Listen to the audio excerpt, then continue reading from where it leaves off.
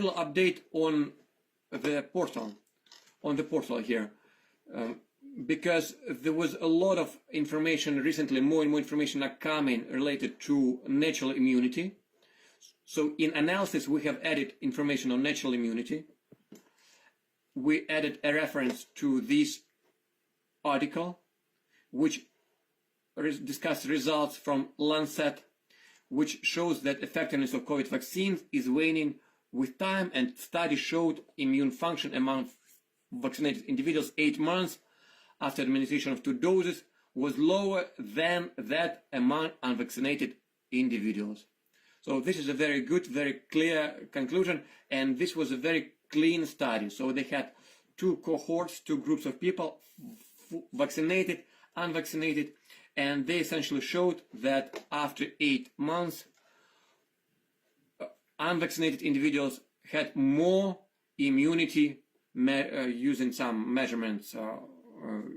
I don't know how they do it, but you can look there. It's written by professionals in immunology and epidemiology. So very important reference, and we have added this reference on Twitter. Normally, when I get useful references from my colleagues, I would put them right away on Twitter.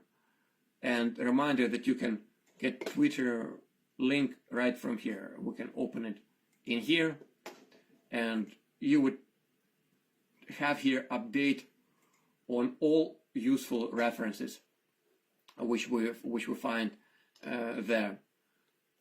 Okay, related to what I have just said. Another important reference was on risk-benefit analysis, meaning side effects versus saving from severe events or severe complications from COVID. And another very important reference was added here, the excess risk of serious adverse events of special interest is 12.5 per 10,000, surpassed the risk of reduction for COVID hospitalizations relative to placebo group in both Pfizer and Moderna trials, which was 2.3, 6.4. So again, compare this number 12, it's higher, it's 3-5 times more higher than the risk of hospitalization.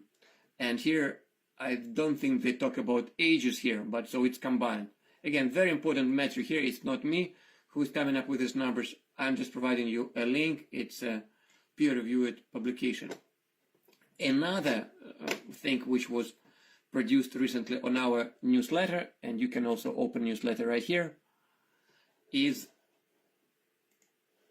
this article which was published in Quebec Journal, The True Portrait of COVID-19 in Quebec, Le véritable portrait de la COVID au Québec.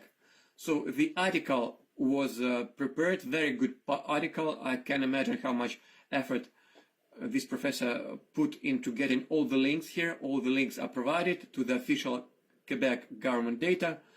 It was published, but the next day article was removed. And we do not say why, but we translate this article into English so that anyone in Canada, and not only in Canada, but outside of Canada, could also read it, all the data. And it starts from death rate. And we have these graphs produced a while ago, which shows you that 1% of all cases are deceased.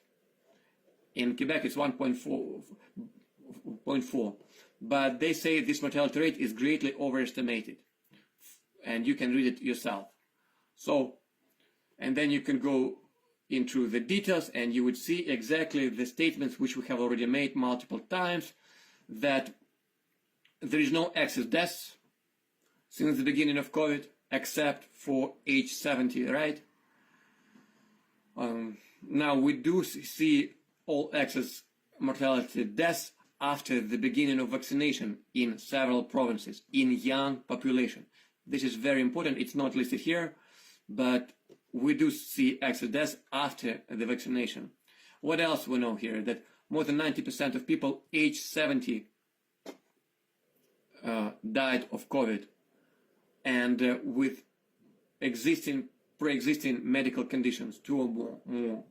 So, okay, and so on and so forth. So we talked a few times about all those statements, but essentially this professor repeats many of those statements which we have already stated.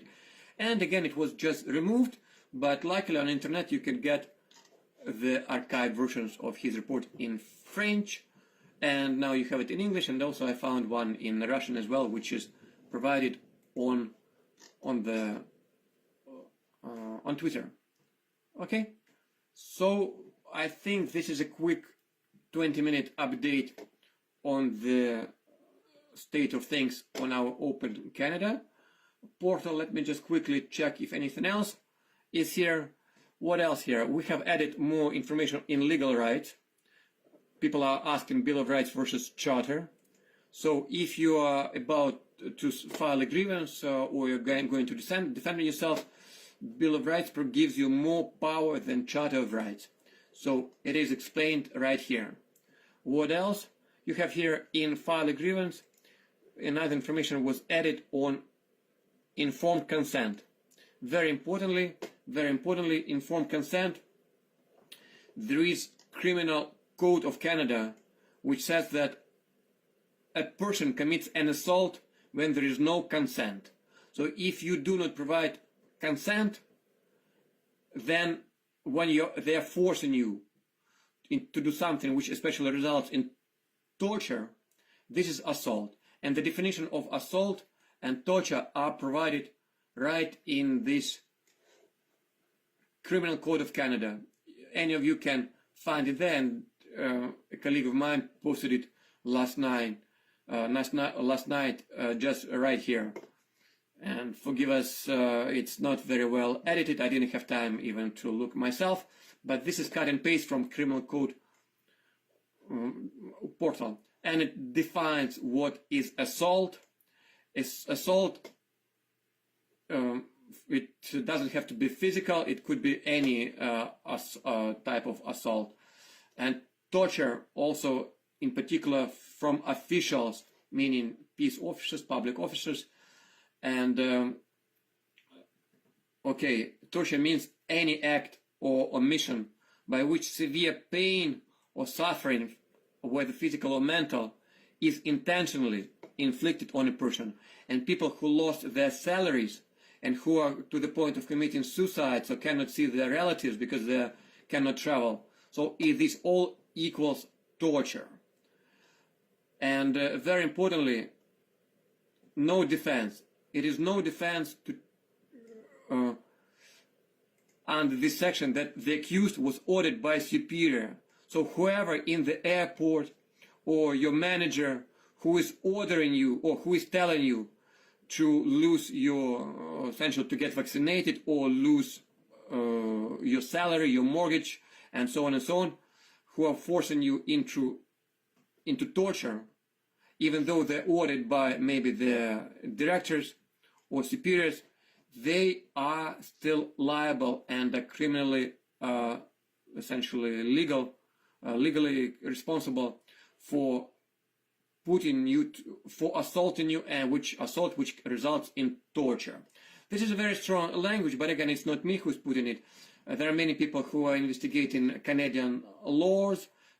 It's great we live in a democratic country which allows you to use the law to defend yourself. So please find all this information right here. Again, we're in self-help, legal rights, and then in file a grievance, it's right here. So I think that's latest what we have here. And what else?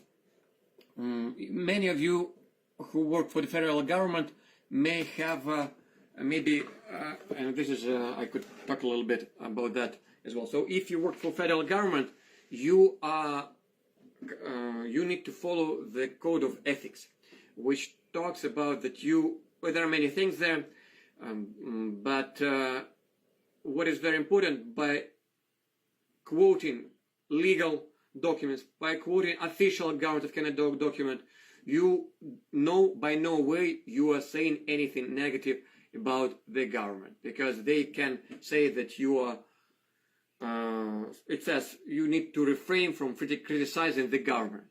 But if you're using the government own data like criminal law, you use the data, you are not criticizing the government, you are using the data the way it is, the law the way it is. And yes, you can talk it, you can discuss it, you can say that one officer or the other or the manager or another manager has potentially committed assault, or potentially his actions resulted in torturing of you or your family. That's things which are possible. And if you're looking into the document or into the data, official data, then again, data is Government of Canada data. You can use it to whatever way you want. And again, by helping each other, by using the data properly, you're helping not only yourself, but you're helping all other people, including federal employees. So the code of ethics and values where you need to support your colleagues actually should be on your side, because by doing that, you are helping also all other colleagues who are potentially affected or who are already affected by any of these actions of the government or managers or peace or public officers. So hopefully it helps you. Now let's get back to work. We have plenty of things still to do now for our work. Stay safe, equip yourself with knowledge. You will become not only more powerful, but it will bring joy to you, because you'll see that you're doing the right things. Stay safe. Bye.